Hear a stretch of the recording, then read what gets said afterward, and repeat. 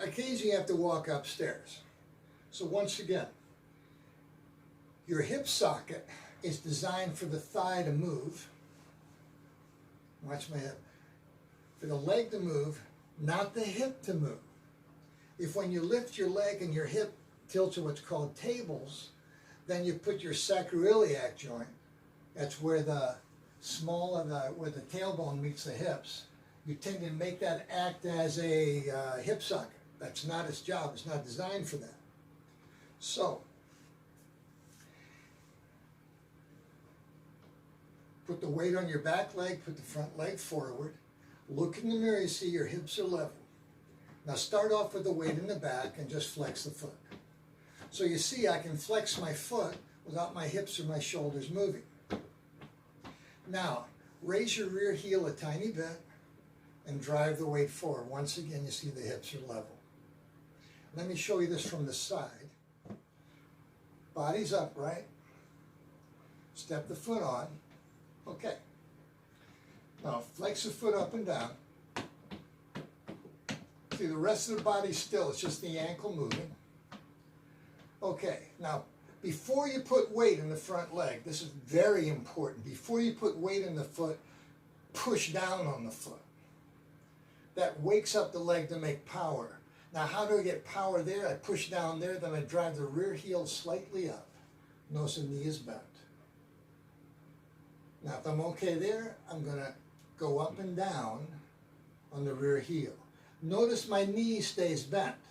I don't want to lock the knee to come up because then my foot's not working. Lower the heel, push it up. Lower the heel, push it up.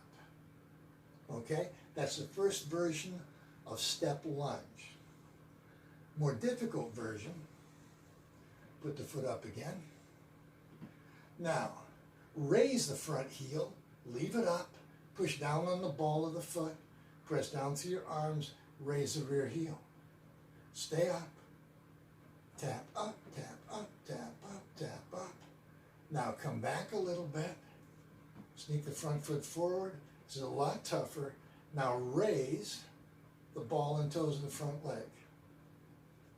Pull back with the front leg, push forward the rear, push, push, push. The step lunge. Different versions of it. Your average stair riser is about 7 inches. So when you start out like this, just use like 3 or 4 inches. This is about the height of a 4x4. And just go back and forth. Or actually, this is the height of a riser here. Okay? Now, you can get more power in the back leg by stepping further back. Okay, you see the angle of this thigh, it's about 45 degrees. Now, if I leave my hips at the same height and push back till that quad is at 90 degrees, it's called eccentric contraction. Notice my rear heel is slightly off the ground, and once again with the front foot. Heel up, heel up, heel up. A little tougher, press down through the hands. Now flex the front foot up, up, up. Notice the rear heel never moves, it stays in its floating position.